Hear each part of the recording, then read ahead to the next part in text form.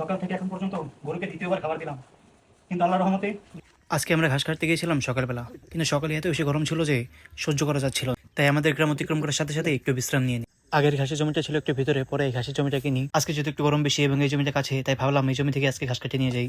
এখানে এত বেশি রোদ এবং এত গরম যে একা ঘাস কাটা সম্ভব ছিল না, তাই আমরা তিন ভাই মিলে আজ ঘাস কাটি। আমাদের পরিকল্পনার ভুলের কারণে আমাদের একটু কষ্ট বেশি হচ্ছে।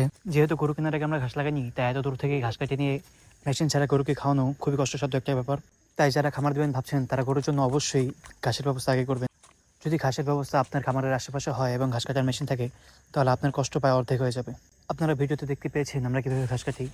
দেখতে যতটা সহজ, আসলে বাস্তবতাটা সহজ না। এখন আমরা খাবার দিতে যাব। এখন খাবার দেওয়ার পালা। সকাল থেকে এখন পর্যন্ত গরুকে দ্বিতীয়বার খাবার দিলাম, কিন্তু আল্লাহর রহমতে নিজে এখন পর্যন্ত একবারও খাইনি। আগের ভিডিওতে একটা কথা বলছিলাম যে গরু পাললে গরুর মতো হওয়া লাগে।